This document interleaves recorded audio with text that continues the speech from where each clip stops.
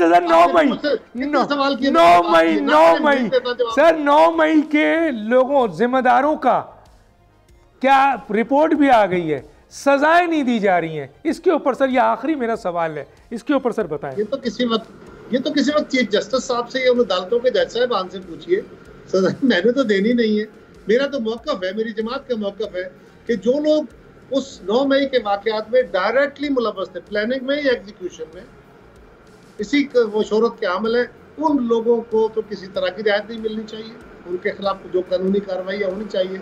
लेकिन बहुत सारे लोग वो जो उकसाहट में आ गए, उकसा के लोग ले गए, जज्बाती होकर चले गए, वक्ती इश्ताल में चले गए, स्पॉट में मौजूद है लेकिन उनका कोई एट्रीब्यूटेड रोल नहीं है भी तो कोई उनका प्लानिंग में रोल नहीं। ऐसे लोगों को मेरा ख्याल है उनको माफ़ी का या दरगुजर का रास्ता उनके लिए। लेकिन सर जो लोग नामजद हैं और जो अहम तरीन तनसीबात को तबाह करने वाले, उसको नुकसान पहुंचाने वाले और जो उसके आपके ले जाने वाले और जो प्लानर थे, उनको सर फौजी अदालत में सज़ा मिलनी चाहिए सर। डॉक्टर साहब, पहली बात तो ये है कि यहाँ पे मटेरियल लॉस कोई मैटर नहीं कर रहा।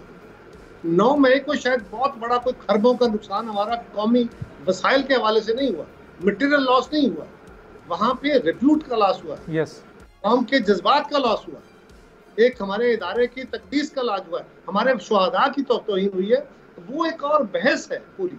लेकिन मैं तो ये कह रहा हूँ कि जो लोग उसकी प्लानिंग में थे या उसके एग्जीक्यूशन में उन्होंने मेन रोल अदा किया, उनको सजावार ठहरना चाहिए।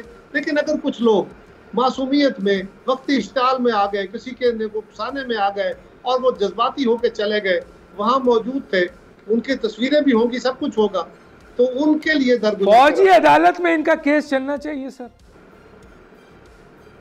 इसके बारे में अभी अदालत का फैसला आने दें, मेरी जमात की पोजीशन इस पे आ चुकी है। सर बता देंगे एक दफा दोबारा आपकी? मैं इस सवाल का जवाब नहीं देना चाहता था। सब्सक्राइब करें और बेल दबाएं ताकि कोई खबर रह न जाए।